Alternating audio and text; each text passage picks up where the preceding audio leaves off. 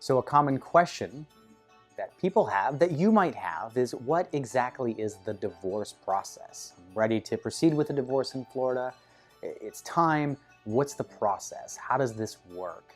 And the reality is that there are multiple processes that can get you from point A to point B. And a big part of what we have to do at the very beginning is look at your unique facts, your unique circumstances, and figure out which one of those 4 or 5 processes that we're going to use in your case, because that's going to be the process that's going to give you the best chance at getting the best result. And when we're talking about the divorce process and the divorce framework, it's important to take a second, remind yourself of what your goals should be in the divorce. And one of your biggest goals should be to, if possible, to broker a settlement agreement with your spouse. You may not think it's going to happen now, but eventually that should be your goal, because if you do, if in the process you're able to resolve the issues between you and your spouse, that means you don't have to go in front of a judge and have the judge make the decisions for you.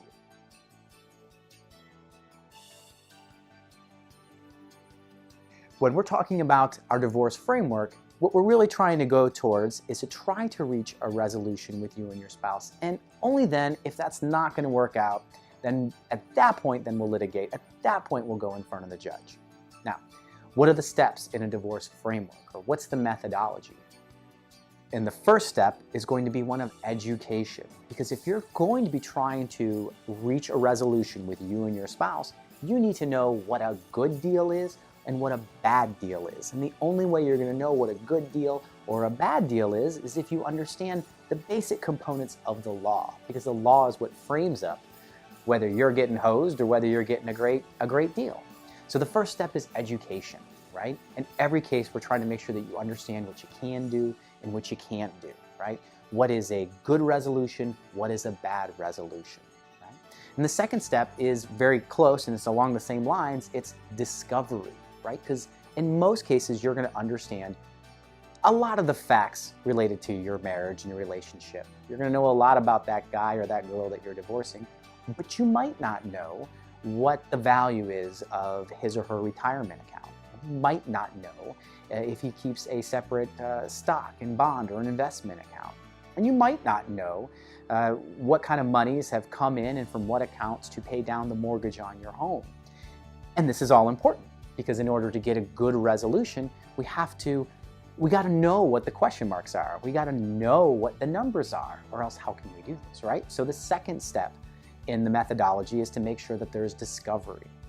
And this can be done as simply as you gathering up bank statements, credit card statements, investment account statements, and 401k statements that are in your possession, and your spouse doing the exact same thing, and then turning them over to each other so the attorneys and you know what we're dealing with, what is reality here. Now, the next step is going to be one of negotiation. If we understand what the law is, we understand what a good deal and a bad deal will be, and through discovery, through learning, we understand what the facts are and what is reality in your particular case, then we can apply the facts to the law and we can sit down and try to negotiate a resolution. And a lot of times this works. And we see this in all of our processes, this sequential method of trying to get to negotiation. And a lot of times it works, and we negotiate a resolution, and we're good. And at that point, it's simply a matter of getting in front of the judge, saying, hey, judge, I need to just prove up this case real quick with you. We have a deal, just rubber stamp it for us, and we're going to go on our own way. But sometimes it doesn't work, and we're unable to negotiate a settlement. And the next step is, well, we have to figure out why was it that we weren't able to work out a deal.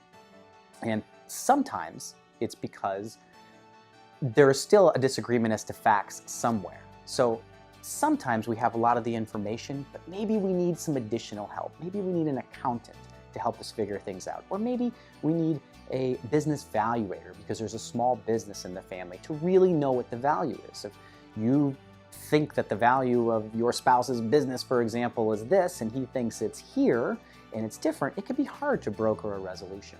So the next step is to do additional discovery if needed, and usually this is very targeted. By going into the settlement posture, we're able to figure out what are we missing, right? We're able to figure out where the disagreement lies, where are What are the facts that we have to answer so that we can move back into a settlement posture and try again? Now, the next step could be, in this process, it's going to be one of two things. It will either be to go back into settlement again and renegotiate, try again now that we've learned more information. Or in some cases, it could be let's go to court for some targeted issues. We still think that there's a good chance that we can get this resolved back in renegotiation, but we have some targeted issues we have to solve. Perhaps there needs to be some temporary child support that's opened up, or perhaps there needs to be some additional funds that are being transferred from one spouse to another, or perhaps there's a breakdown with the child custody and we need the judge to help us solve a very specific issue so that we can move forward. So that can potentially be us going to court, but not for a big full trial. We're going to court because we're trying to resolve some specific issues, and we're still hoping to get settlement. And at that point, we're doing one of those two. Hopefully in the renegotiation phase, we're now able to get a deal done because we brought in the additional knowledge that we need. We've worked through some of those question marks and things are able to get settled. But sometimes we can't for whatever reason. And in those cases, when we are unable to broker a settlement after going through this process, then we're going to need to litigate and go in front of the judge. In other words, we're unable to work it out. We can't work it out by ourselves, and we need to get the judge involved, almost like a referee, right? As somebody to sit up there and look at everything and make decisions for you and your spouse. That basic framework or methodology we see in every case. But depending on the facts and circumstances of your case, we have to decide which particular process we want to use to get you along that spectrum. So, for example, perhaps you have a great relationship with your spouse, and for the most part, you're not going to need lawyers to help you understand this. And maybe, for the most part, your financial issues are relatively straightforward. And in that case, you might be able to do what we call sitting around the kitchen table, a kitchen table discussion to try to work it out and ultimately end up in an uncontested divorce. An uncontested divorce is where everything gets resolved between you and your spouse.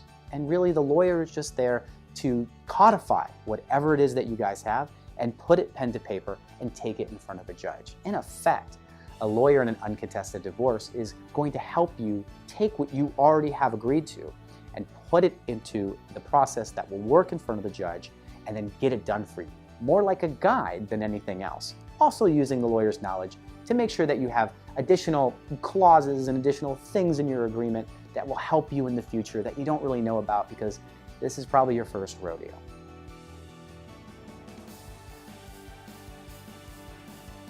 Now, sometimes that's not going to work. In fact, most of the times that doesn't actually work out. Usually there's some sort of disagreement, and when you come to see a lawyer, we still want to negotiate. You know you want to negotiate. Your spouse knows you want to negotiate, but you're just not there yet. So another process to get you there is what we call lawyer-led negotiation.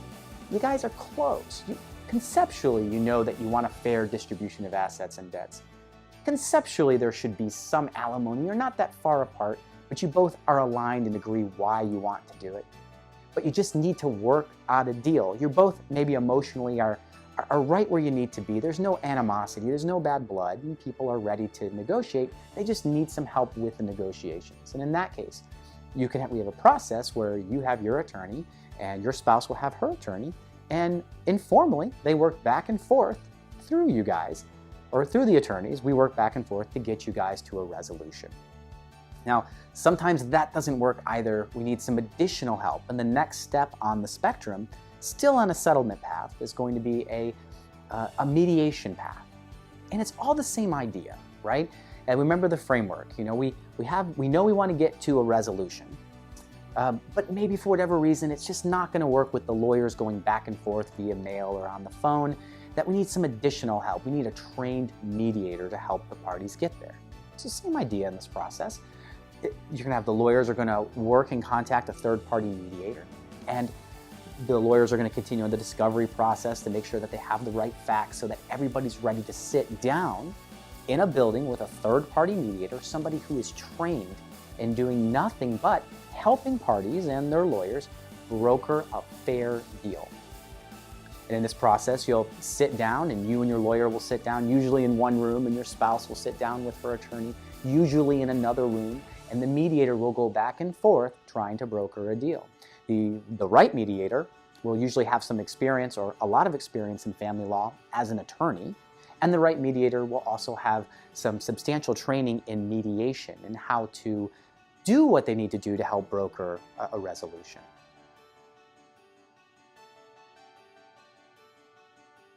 Now, sometimes the mediated process isn't the right fit. Sometimes there's emotional issues that we know that we're going to have to unravel, and maybe we know that the finances are difficult enough that there's going to need to be this third-party professional to help us.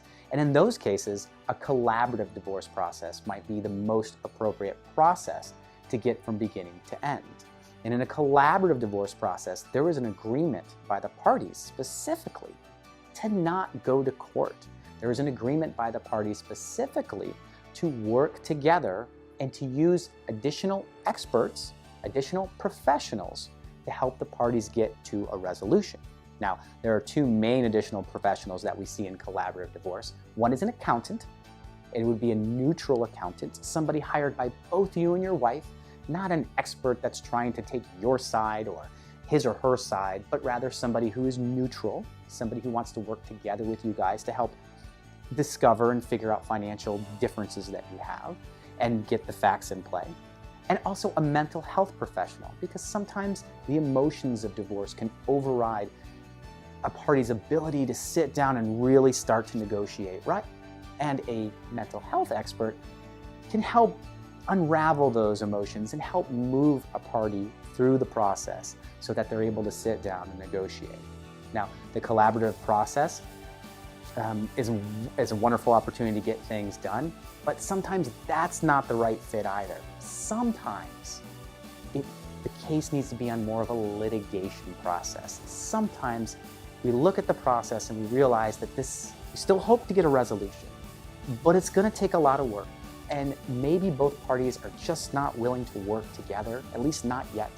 Maybe for whatever reason, because one party is hurt, or one party is unreasonable, or one party is just very, very difficult to deal with. We're not able to use these processes, and we need to file a case with the court and use the court's tools to make sure that the discovery process goes off, using court tools to compel another party to turn over certain financial documents, or using court tools like the Subpoena Power to go directly to a bank or to an accountant to pull different documents. And even in the litigation process, there is still going to be an attempt at settlement. There's still a settlement path. In fact, courts in a litigation process will order a mediation. They will make the parties in the process still try to work it out before they go to see the judge. But if that doesn't work, then in the litigation process, there will be the opportunity to get in front of a judge at a full trial, which is just like what you see on TV.